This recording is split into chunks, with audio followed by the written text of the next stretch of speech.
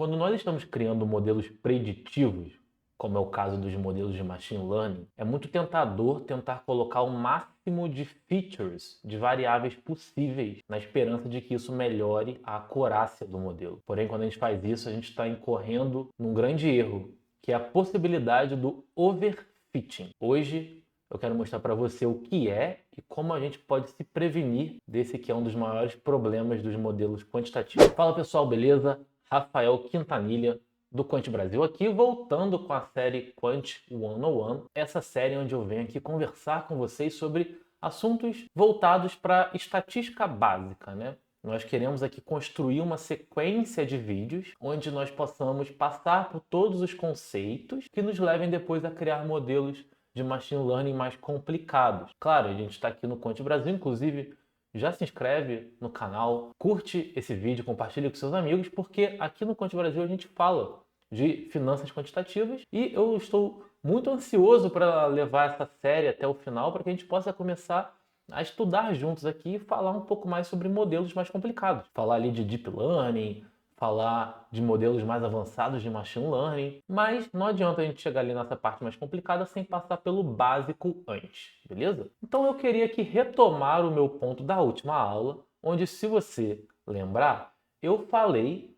sobre regressão multivariada. Na verdade, eu falei ali sobre regressão linear, expliquei o que é ter a melhor reta e tudo mais, né? Depois mostrei por que a regressão linear retorna a melhor reta para a gente, e a gente viu que quando a gente faz uma regressão linear, por exemplo, para tentar prever o dado, né, o retorno de um ativo, por exemplo, o Itaú, baseado no retorno de outro ativo, por exemplo, o Petrobras, essa predição com apenas uma variável é muito limitada. Mas aí a gente foi lá e colocou uma outra variável, já vou fazer o review aqui disso com vocês, mas quando a gente colocou uma outra variável, por exemplo, o retorno do Ibov, aí a nossa previsão ficou muito melhor.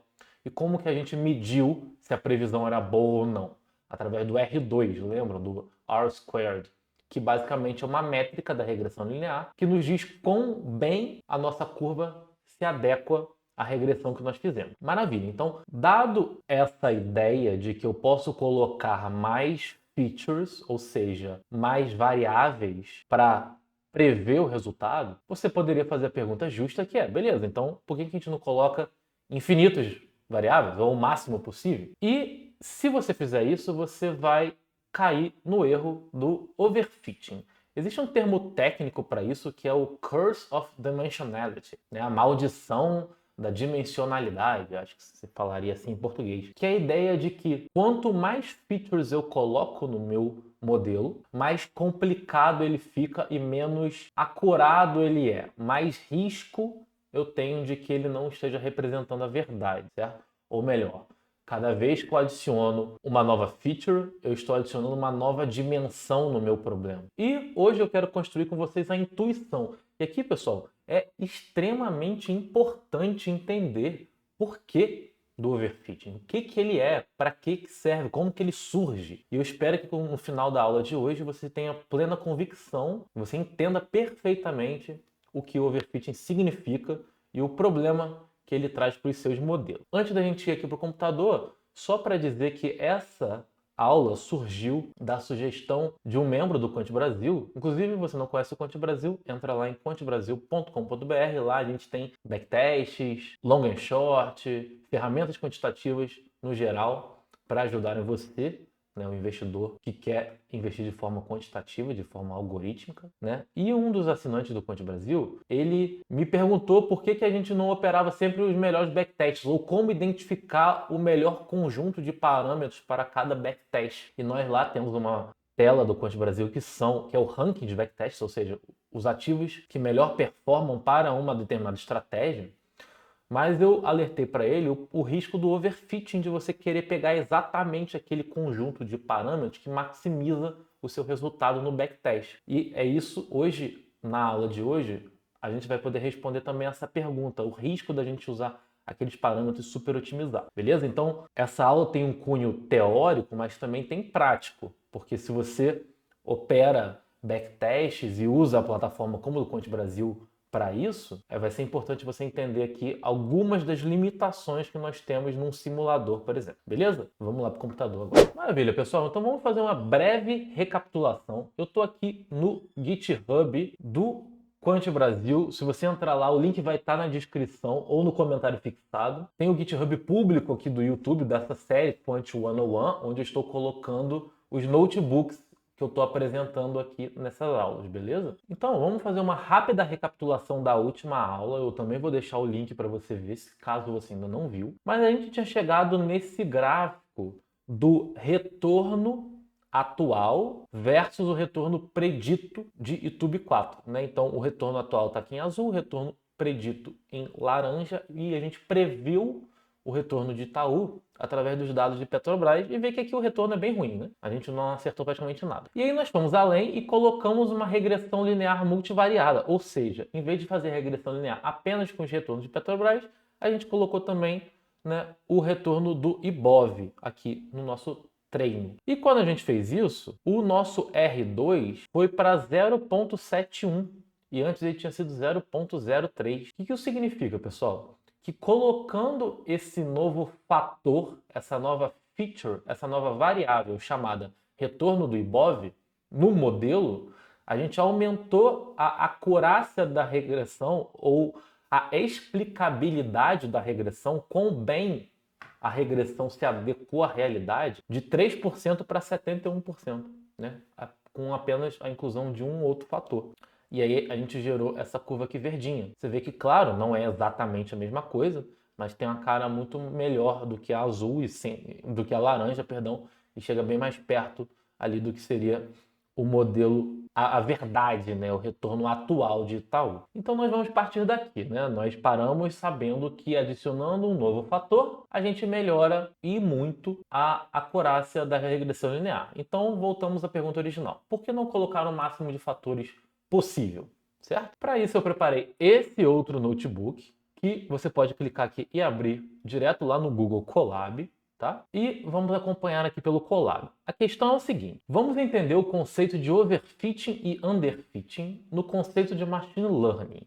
Tá? O que são essas duas palavras? Existem três cenários. Quando você vai querer fazer uma modelagem de algo que está na realidade, algo que você quer prever, o que você quer prever? O que você pode querer prever? Preço de ações, preço de imóveis, né? Qualquer tipo de predição que você não conhece, qual que é o modelo subjacente, ou seja, qual que é a realidade ali. Eu não sei o que é. Como eu estou tentando descrever um fenômeno da natureza com variáveis matemáticas, uma equação matemática. Eu não sei exatamente o que é aquilo, né? É igual à segunda lei de Newton, F igual a ma. Ali eu consigo descrever a relação entre força, aceleração e massa. Mas como que eu consigo descrever a variação dos preços de Itaú? Quais são as variáveis? Eu não sei, eu estou querendo prever isso através de modelos de machine learning. Então, quando nós criarmos modelos desse jeito, nós temos três cenários, que é o underfitting, o good fit, ou seja, o fit bom, o fit adequado, ou o overfitting. Em português, tá, pessoal? Acho que isso aqui vai ser chamado de subajuste, ou né, o underfitting e o overfitting, sobreajuste, né?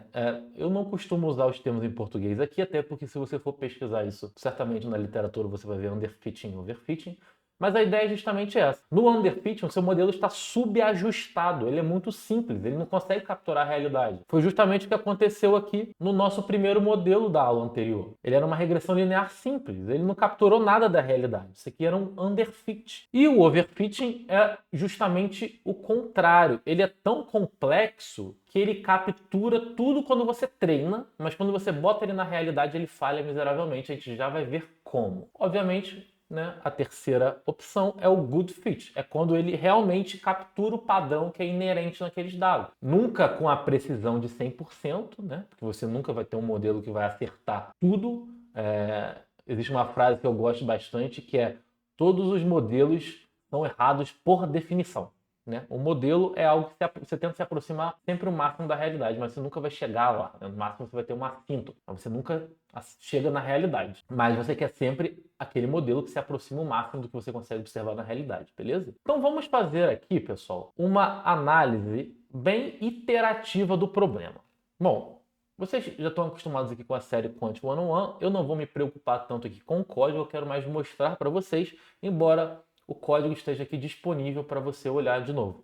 Vai estar no nosso GitHub que é público e também aqui no comentário fixado ou na descrição. Então, a primeira coisa que eu quero fazer aqui é gerar dado sintético. Tá? Vamos olhar isso aqui através de um exemplo bem simples. Vamos criar um conjunto de dados seguindo uma relação quadrática. O que é uma relação quadrática? É uma relação do tipo y igual a ax ao quadrado mais bx mais c. Sabe aquela que você fazia báscara na escola? Então é mais ou menos isso aqui. Só que como a gente está medindo esse dado, lembra? A gente não sabe o que é a realidade, a gente está medindo isso. Então a gente vai colocar um ruído. Né? Normalmente a gente modela um ruído através de uma curva normal. Tá? Então tá aqui o nosso ruído. Você pode criar aqui a função quadrática e o ruído que você quiser.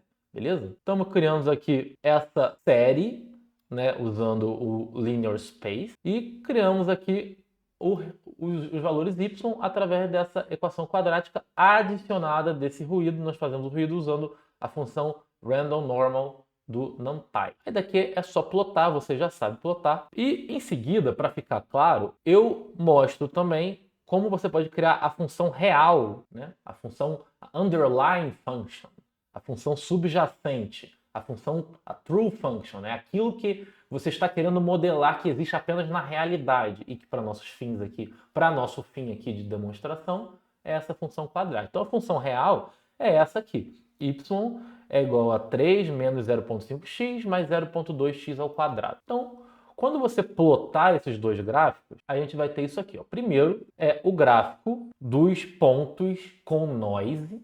Então eles estão seguindo a curva, certo? Só que eles têm um noise, eles têm um ruído que faz com que eles não fiquem exatamente em cima da curva. A curva em vermelho é a curva real, tá vendo? Os pontos, se não tivessem ruído, eles deveriam estar sempre sobre a linha vermelha. A partir do momento que eu adiciono o ruído, eles vão ali se afastar da linha vermelha. Mas eles representam aquela relação real.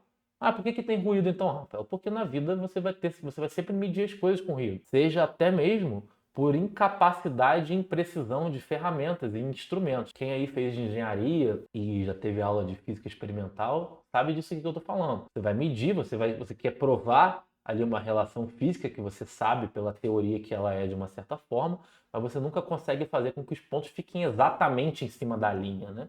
Então isso aqui a gente está só simulando. A linha em vermelho é a true function e os pontos em azuis são aqueles pontos que foram medidos no laboratório, vamos pensar assim. Então, o próximo passo aqui é definir o conjunto de treino e o conjunto de teste. Eu dei uma pincelada nisso na última aula, onde eu fiz isso aqui, né? Dividimos entre 80% de treino, 20% de teste. Não falei em detalhes como uma teoria mais por trás disso aqui, mas eu até posso fazer, se vocês quiserem, deixa aí nos comentários se você quer uma aula específica sobre conjuntos de treinamento e de teste. Mas a ideia aqui é que nós criamos dois conjuntos. Nós temos um dataset inteiro, e aí desse dataset eu vou separar ele em conjunto de treinamento e o conjunto de teste. Treinamento é onde eu vou usar para treinar minha função. Eu vou tentar, através daquele conjunto que eu separei,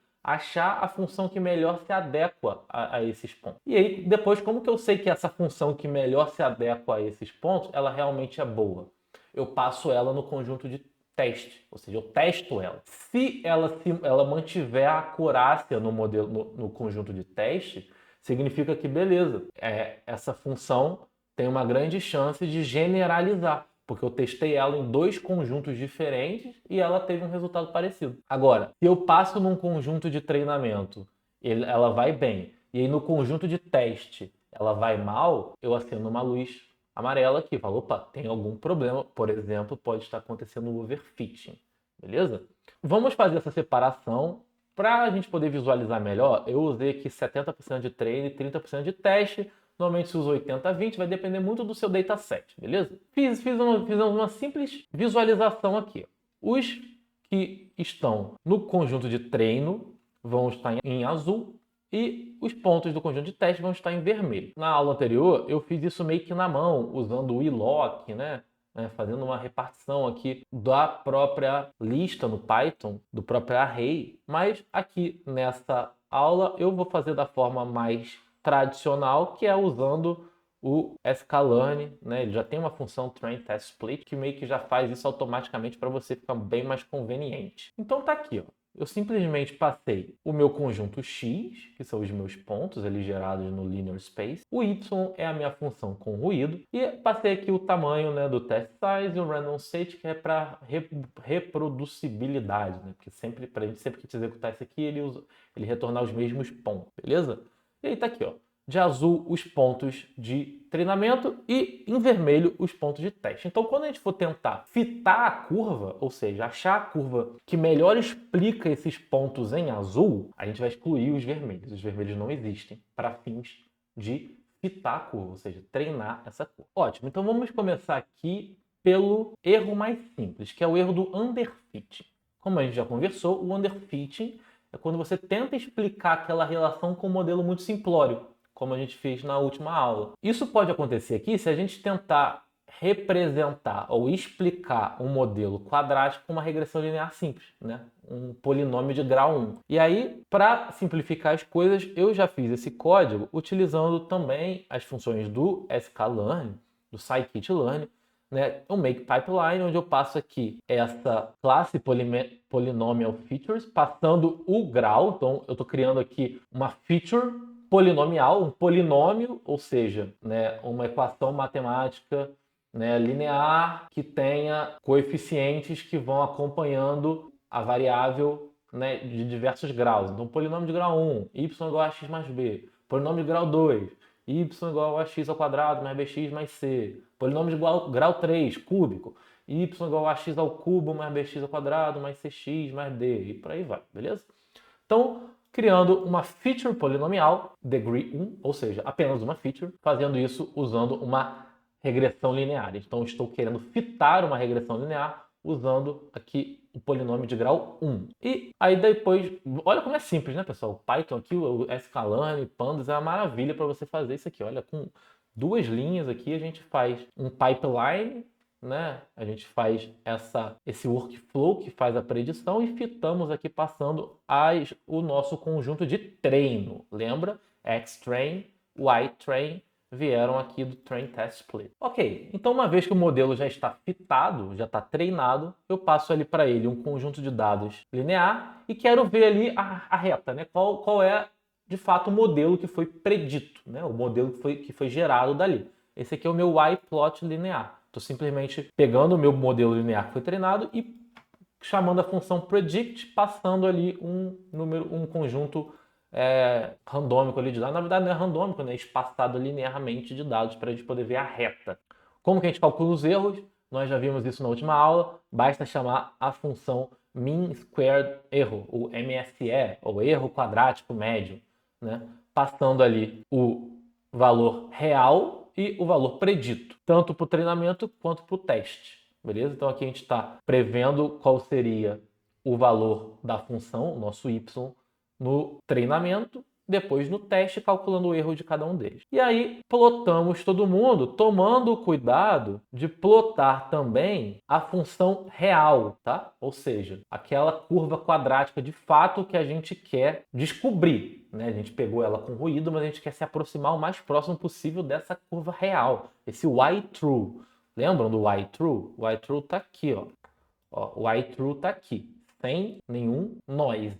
É só a função real que nós já calculamos e que a gente passou aqui o vermelho, certo? Então, para facilitar a visualização, vamos plotar o conjunto de treinamento, os pontinhos azuis, o conjunto de teste, os pontinhos vermelhos, a nossa regressão linear que foi gerada através do modelo, vamos plotar ela aqui em purple, em roxinho, e a nossa função real aqui em dash, né? Quando a gente fizer esse plot, a gente vai chegar em uma curva mais ou menos assim. Então, em azul, os nossos pontos foram treinados. A gente treinou a linha roxa baseada nos pontos azuis, tá vendo? E a linha pontilhada aqui em dash é a nossa função real. Então você veja que a função linear não é exatamente o que a nossa true function é de fato, né? Ela ainda erra muito. E se a gente vê que os valores de o erro no treinamento é de 6,86 e o erro no teste é de 6,88. Ou seja, a distância entre a minha previsão e a realidade é na média aqui 6,86, 6,88.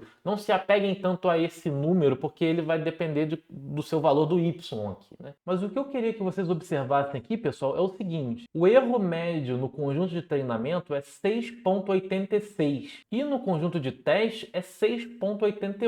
Ou seja, os erros são altos, mas são iguais, independente da janela e de como eu reparta o meu subconjunto. Isso significa que esse modelo tem um alto bias, ele é enviesado, ele erra sempre da mesma forma, tá?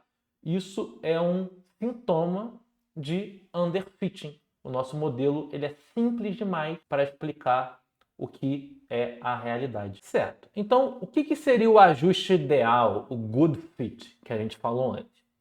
A gente viu, né, que o nosso modelo, a nossa função real é um polinômio quadrático, e nós criarmos um modelo quadrático e tentarmos fitar o modelo quadrático, é provável que aqui a gente vai achar o melhor fit, o melhor ajuste. Muito fácil criar isso usando o sklearn, o mesmo princípio que nós fizemos antes, só que em vez de passar degree igual a 1, a gente passa degree igual a 2. E aí, se a gente fizer exatamente a mesma coisa aqui, pessoal, a gente vai chegar nessa curva. Vejam, o nosso modelo predito é o verde. A função real é o dash, é o pontilhado. Ainda não é a mesma coisa, mas se aproxima bastante, vocês conseguem ver? Claro, porque tem o noise. Lembra quando eu disse que todos os modelos são errados por definição? Por mais que você consiga ver, cara, isso aqui é um modelo quadrático, vou plotar um modelo quadrático, você nunca vai ser exatamente o que é a realidade, né, o que é o padrão subjacente dos dados. Mas você consegue chegar bem perto disso aqui. E a gente está vendo isso com a função quadrática. Olha, comparativamente, o erro é bem menor. 3,27, 3,17 contra 6 e pouco lá no modelo linear de grau 1. Aqui a gente está no modelo quadrático e o nosso erro caiu e, de novo, os erros são muito parecidos. Então, esse aqui é o melhor dos mundos. A gente tem um erro menor e ele é igual, parecido, tanto no treinamento quanto no teste. Então, se nós estivéssemos aqui tentando prever aquela relação quadrática e a gente estivesse usando aquele modelo linear e alguém apresentasse esse modelo quadrático, a gente poderia com confiança dizer, não, esse modelo quadrático aqui, ele de fato é melhor do que o modelo linear. Por quê? Porque o erro dele é menor e ele está generalizando. O erro ele é equivalente nos dois conjuntos, de treinamento e de teste. E agora, então, nós chegamos no cerne da aula, que é o overfitting. Até aqui, uma pessoa incauta poderia dizer, ok, comecei com um polinômio de grau 1, cheguei num erro. Beleza. Aumentei para um polinômio de grau 2, melhorou meu erro. Então, me parece que se eu aumentar para um polinômio de grau 3, 4, 5, 10, 20 e 100, eu vou cada vez diminuir mais o meu erro, certo? E não é exatamente isso que a gente vai ver na realidade e eu vou explicar para vocês agora o porquê. Então, pessoal, vamos supor que, diante dessa observação, a gente decidisse criar um modelo com 10 features, ou seja, um polinômio de grau 10. O código não vai mudar. É o mesmo código para todos os polinômios, só vou mudar aqui o meu parâmetro degree, né? Aqui na classe Polynomial Features, quando eu instancio aqui esse objeto da classe Polynomial Features. Então, olha só. Lembrando que o nosso conjunto de treinamento são os pontinhos azuis. Então vocês vejam que a curva meio que vai navegando pelos pontos azuis e ela ignora os vermelhos completamente. E como ela tenta se ajustar muito à variação dos pontos azuis, quando a gente inclui os pontos vermelhos para fazer a previsão, ela erra flagrantemente. Como que a gente vê isso aqui? Olha só, o erro médio de treinamento 2,06. Diminuiu o erro em relação aos meus últimos dois modelos. Maravilha! Ganhei, acertei tudo. Não, porque o erro no teste foi para 15,23. Então, nós começamos com um erro de 6 no teste, 6 no treino e 6 no teste. Conseguimos reduzir para 3 no treino e 3 no teste. E agora chegamos no erro de 2 no treino, só que de 15 no teste. O que nós estamos demonstrando aqui, pessoal. Se você reduzir o erro no seu conjunto de treinamento, o menor erro que você conseguir no conjunto de treinamento não significa que é o seu melhor modelo. Porque quando você colocar dados novos, dados que aquele modelo não viu, porque é isso que é o treinamento. Você treina descobrindo uma função, tentando achar um polinômio, uma regra matemática, uma equação que explique aqueles dados que você deu para ela. Você deu para o modelo. Então, isso é o treinamento. Quando você fez esse treinamento, você fala, opa, agora vamos botar aqui na realidade. Treinei, vamos fazer o teste. Pega um conjunto de dados reais e coloca para ver como ele vai. E aí ele erra. Por quê? Porque ele não generaliza. Você treinou ele, você viciou ele nos dados de treinamento. Ele não sabe fora daquilo que ele viu, ele não consegue generalizar. E aí o erro explode. A gente tem um erro aqui bem mais alto. E isso é a explicação matemática visual do problema de nós colocarmos o número máximo possível de features. Ou seja, o número máximo possível de variáveis. Porque você vai chegar num ponto onde você vai achar um conjunto de variáveis que vai ser super bom no seu conjunto de treinamento. Por exemplo, num backtest. Você vai calcular um backtest, ele vai ser o melhor backtest possível. Você vai colocar em produção e você vai perder dinheiro. Por quê? Porque você adaptou o seu modelo para o que ele já viu, mas quando você coloca ele com dados novos, num período de validação, ele falha. Então, para ficar ainda mais claro, eu coloquei aqui todos os gráficos, um do lado do outro. Deixa eu até ver se eu consigo abrir essa imagem aqui maior para a gente dar uma olhada aqui. Olha só, pessoal, underfitting e overfitting, treino e teste. Começamos com o modelo linear simples. Ele teve o maior erro no treinamento, mas ele não teve o maior erro no teste. Esse modelo simplório linear vai fazer você perder menos dinheiro, provavelmente, do que o modelo complexo de polinômio de grau 10. Por quê? Porque quando você bota ele na realidade, ele consegue capturar alguma coisa, pouca, mas alguma coisa. O seu modelo complexo de grau 10 não consegue capturar praticamente nada, ele erra tudo. Então nós começamos criando um modelo simples, fomos colocando novas features e observando. Opa, o treinamento melhorou? Melhorou, show de bola. E o teste? O teste também está adequado. Então beleza, tira o modelo simples, vamos com o quadrático agora. E aí você pode ir fazendo isso iterativamente, adicionando novas features até você identificar o ponto onde você perde, né, a acurácia no conjunto de um conjunto de testes, né? Então, no modelo real, você vai adicionando features sempre de olho na acurácia do seu modelo. Tá melhorando? Não tá. Como que tá a minha razão de erro entre o teste e o treinamento? Tá aumentando ou não, né? Aqui a gente tinha uma razão de erro de praticamente 1 para 1, tanto no modelo linear quanto no modelo quadrático. Mas quando nós colocamos um polinômio de grau 10, ele caiu aqui por um fator de erro aqui de 7,5 para 1. Né? Importante, pessoal, eu não estou dizendo que o modelo quadrático é o melhor, e nem estou falando que o modelo de grau 10 é o melhor. Estou explicando aqui para esse caso concreto, onde nós estamos tentando prever um modelo que nós já sabemos que é quadrático. Né? Então, claro, aqui é para um fim de demonstração. É um polinômio de grau 2. Né? Então, naturalmente, a regressão polinomial quadrática teve o melhor resultado. Mas se nós estivéssemos tentando prever algo que na realidade fosse de grau 5, então o polinômio de grau 5 seria melhor e o quadrático provavelmente teria um resultado melhor do que o linear, mas pior do que o cúbico. E aí assim você vai. Claro que na vida real a gente não vai tentar colocar polinômios, né, quaisquer. Nós vamos usar, né, as features que nós identificamos e que nós vamos tentar fazer uma análise para ver se ela de fato faz sentido naquele modelo. Se existe uma razão de ser, né, uma justificativa para a gente colocar aquela feature no modelo. Muito bem, pessoal. Então eu queria terminar essa aula falando para vocês do que é a forma mais fácil da gente identificar um overfitting, que é calculando o overfitting ratio, que seria a razão entre o erro médio no seu conjunto de teste e o erro médio no seu conjunto de treinamento. Tanto no underfitting quanto no good fit, ou seja, naquela curva que se adequa de forma ideal à sua variável, você vai ter um overfitting ratio bem baixo, né? Provavelmente ali próximo de 1. Você vai entender a diferença deles porque o good fit ele vai ter um erro menor, mas os erros vão ser iguais independente da sua janela. Só que no overfitting, esse ratio explode.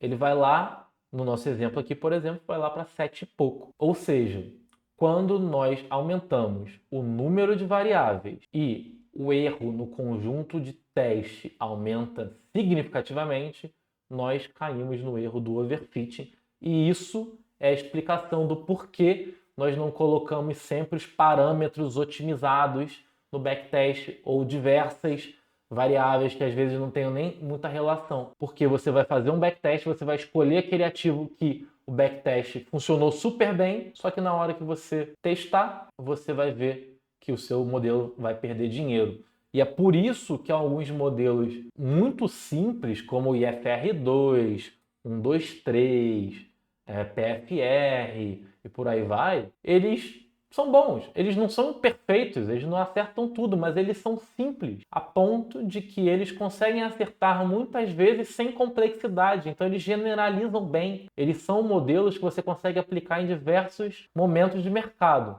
Mas calma que eu vou falar da aplicabilidade desse conceito que a gente viu hoje no mercado financeiro numa próxima aula. Hoje eu queria deixar com vocês apenas a parte técnica e espero que tenha ficado claro a intuição, né, tanto gráfica quanto matemática do porquê que adicionar features de forma descabida pode ser pior do que simplesmente um modelo simples como uma regressão linear ou como um backtest de FR2, por exemplo. Muito bem, pessoal. Então, espero que vocês tenham gostado dessa aula sobre overfitting. Eu quero continuar fazendo aqui vídeos dessa série Quant 101. Não deixa de se inscrever aqui no canal para você ver os próximos episódios dessa série. Vamos juntos construir aqui uma base de conhecimento que nos permitam criar modelos cada vez mais complexos e testar modelos cada vez mais complexos. Lembrando que o seu lugar para estudar e aprender finanças quantitativas, assim como utilizar no seu dia a dia como investidor, é lá no Quant Brasil,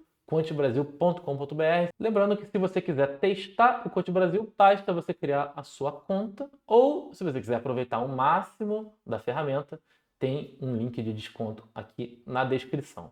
Beleza, pessoal? Espero que vocês tenham gostado do vídeo de hoje e até a próxima.